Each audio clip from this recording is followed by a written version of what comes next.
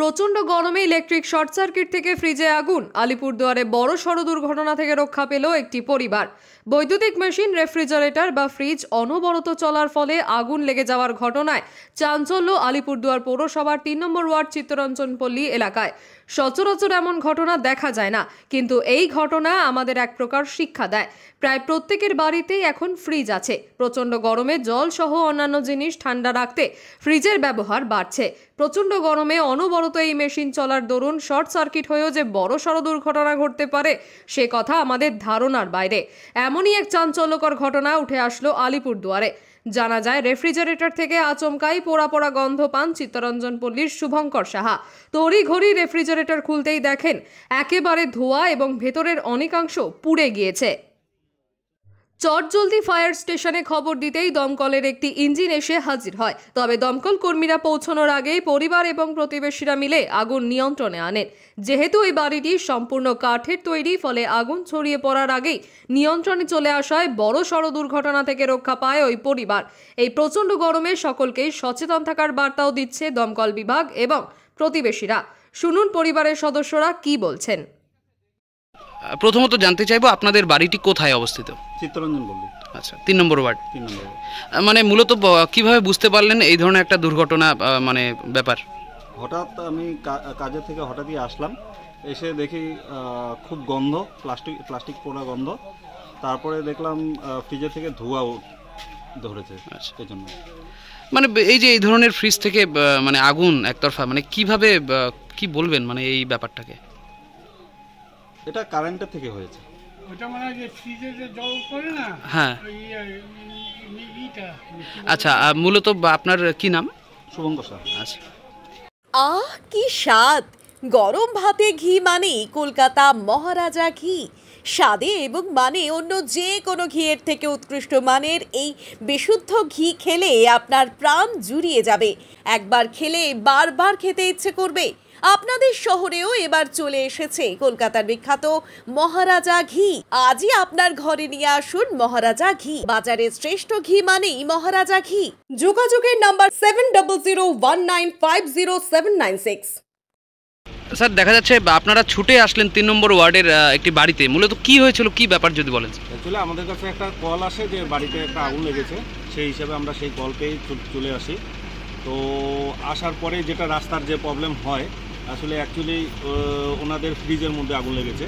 তো আমরা আসার আগে ওরা ফ্রিজটাকে বের করে দিয়েছিল। বের করে দিয়ে আগুন মোটামুটি কন্ট্রোলে আছে। আমরা এসে সার্চিং করলাম, করে দেখে মোটামুটি এখন কন্ট্রোল আছে।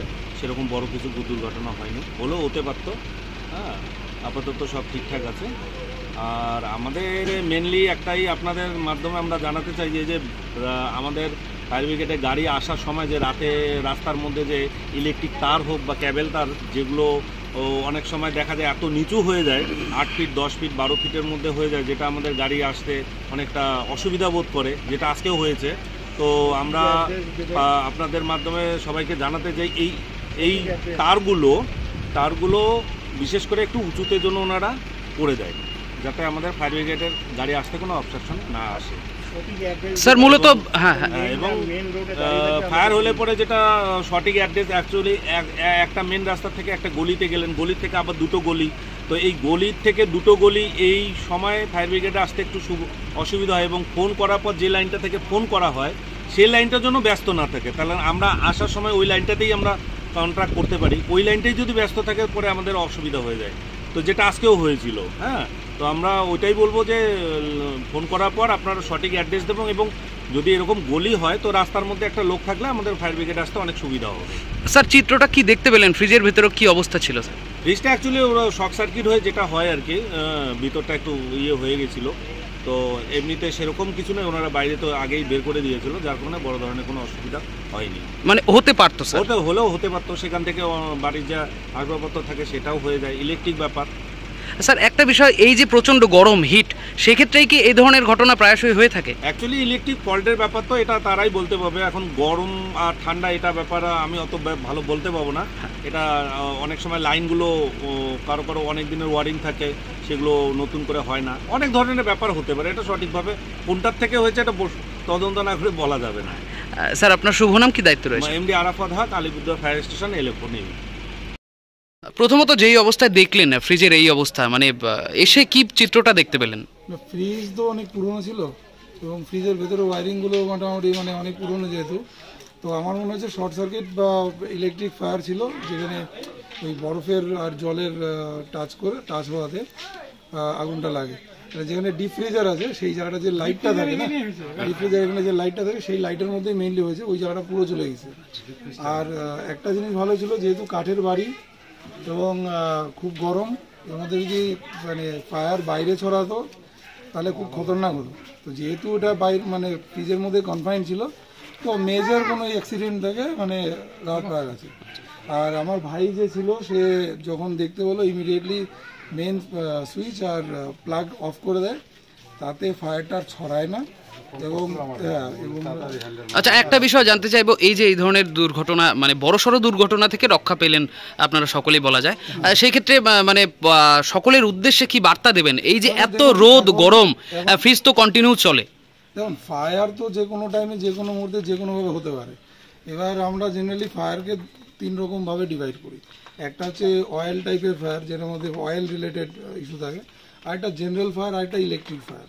এবার ইলেকট্রিক ফায়ারে কী হয়, আমরা ডাইরেক্টলি জল দিতে পারি না, তো সেই ক্ষেত্রে বাকি যে ফায়ারগুলো আছে ওগুলোকে হ্যান্ডেল করার ততটা ইজি। কিন্তু ইলেকট্রিক ফায়ার যদি হয়, সবার আগে নিজেরা সেফ থাকবেন। ইলেকট্রিক যে সাপ্লাই বা সুইচ, সেটাকে যদি বন্ধ করা যায়, মেন সুইচ অফ করা যায়, সেটা সবার আগে। প্রথমে ইলেকট্রিক ফায়ারে জল দিতে হয় না, এইখানে আমরা ওই প্র্যাকটিসটাই করেছি। আমার ভাই ছিলেন, উনি সবার আগে ওই জিনিসটা করে যে প্রথমে ইলেকট্রিক ফায়ারের যে সোর্স সেটাকে সুইচ অফ করা হয়, লোকালিও করা হয়, করার পরেই ফায়ারটা কনফাইন্ড হয়ে যায়, ওটা ছড়ায় না।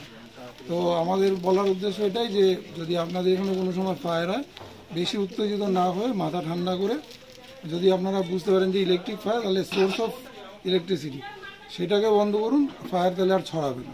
আর একবার যদি সুইচ অফ করে দেন, সাপ্লাই বন্ধ হয়, তখন ওই ইলেকট্রিক ফায়ারটা জেনারেল ফায়ারে কনভার্ট হয়ে যায়। তখন আপনারা চাইলে ইকুইপমেন্টে জল ঢালতে পারেন ফায়ারটাকে কন্ট্রোল করার জন্য। ফায়ার ব্রিগেডের অফিসাররা বা দপ্তররা তারা তো এসেছিলেন। এবার সেই পয়েন্টেও যখন আমরা এঙ্গেজ ছিলাম ফায়ার রিলেটেড মানে এক্সটিংগুইশ করার জন্য, স্পেশালি আমার ভাই, তখন আমাদের আশেপাশে প্রতিবেশীরা খুব ভালো অ্যাকশন নিয়েছে, যে তারা ফায়ার ব্রিগেডকে কল করে, আমরা জানতামও না কেউ করেছেন এবং এখনও জানি না কে করেছে, ঠিক আছে। তো প্রতিবেশীরা তাদের যে নিজেদের যে দায়িত্ব তারা খুব ভালোভাবে পালন করেছে, তাদের জন্য ধন্যবাদ। একবারেই বলি, আমাদের 3 নম্বর ওয়ার্ডের চিত্তরঞ্জন পল্লীর যে প্রতিবেশীরা যারা আছেন তাদেরকে অসংখ্য ধন্যবাদ। ওনারা সঠিক সময়ে ফায়ার ব্রিগেড এবং আশেপাশে এসে আমাদেরকে সাপোর্ট দেওয়ার চেষ্টা করেছেন যতটুকু তাদের দ্বারা সম্ভব হয়েছে। Thank you very much for that. আর যারা রিপোর্টার বা এমনি ফায়ার ব্রিগেডেরা, ওরা আমাদের মানে এখানকার খবর পাওয়ার আগে মানে পাওয়ার সঙ্গে সঙ্গে ওনারা স্পন্টেনিয়াসলি আমাদের লোকেশনে পৌঁছে যায়, তো তার জন্য তাদেরকেও ধন্যবাদ। আপনার শুভ নামটি বলবেন? আমি Dipankar Shah, state bank Alipurduar main ব্রাঞ্চে।